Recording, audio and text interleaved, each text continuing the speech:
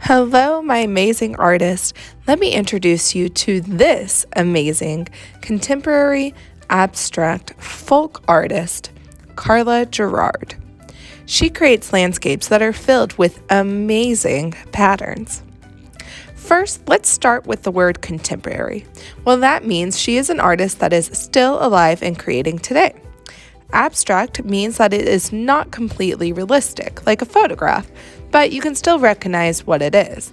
So looking at Karla Gerard's paintings, we can tell that it is a landscape with different houses, it has snow and birds, but it doesn't look exactly like a photograph, so we can call these abstract. And Karla Gerard is a folk artist because she taught herself how to become the artist that she is. Folk artists are usually trained on their own. So today we will create a landscape with some beautiful patterns like Karla Gerard does. Look carefully at how Karla uses horizontal lines, vertical lines, and curved lines to break up the space or composition of her artwork. Then she fills in those spaces with a variety of patterns.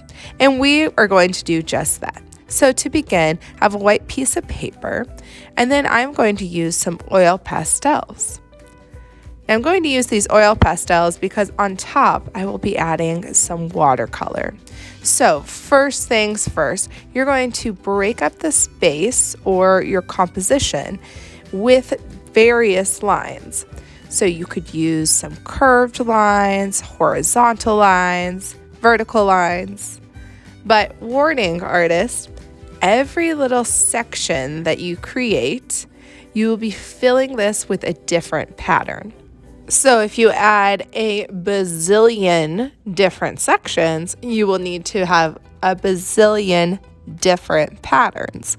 So think about that while you are breaking up the space. Also notice I am using different colored oil pastels to divide my space. This is because I want a lot of variety. I want some different colors to create some interest in my landscape. So speaking of patterns, it is after you break up the space, it's time to add your patterns. Now, you may want to go over your lines a couple of times to build up the oil pastel. And if you're doing this at home, you can use crayons instead of oil pastel. But the thicker and more layers of oil pastel or crayon you lay down, the better this will turn out. So in each section, you will create a new and different pattern. This is going to create a lot of variety in our landscapes. And remember, a pattern is something that repeats over and over. So make sure you continue repeating that pattern in one section. When you finish, move on to the next section and fill that out with a different pattern. Yes, you will need to think of a lot of patterns. So if you need a little help, check out the pattern examples for some ideas.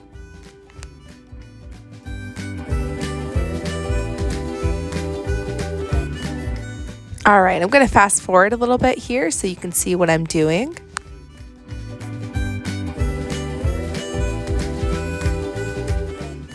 Now you can probably notice I am drawing most of my patterns and not spending much time coloring them in. That is because I'm going to add watercolor on top. So fill in your entire page with patterns, but it is okay if some of the white paper is showing through. All right, so once your pattern designs are complete, you're going to add watercolor. So oil pastels have oil in them, and oil and water do not mix. They do not like each other. So the oil in the oil pastels will push the water away and off of where the oil pastel is. This is called a resist. Remember, when using watercolor, you need to wake up your paint first.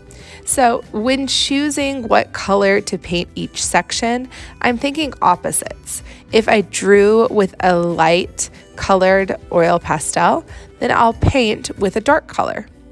And the opposite works. If I drew with a dark color oil pastel, I'll paint with a light color. So you want the oil pastel to show up, so try a color that is opposite of what you drew. So your goal is to fill each section with a different color. Look at that yellow really showed up with using the orange. So you might need to experiment and see what combinations really make the oil pastel pop and stand out. But your whole goal is to have a lot of variety, so different colors in each section if you can. When changing colors, remember to clean that paintbrush first. And once you have filled in every section with paint, you can go put this on the drying rack to let it dry.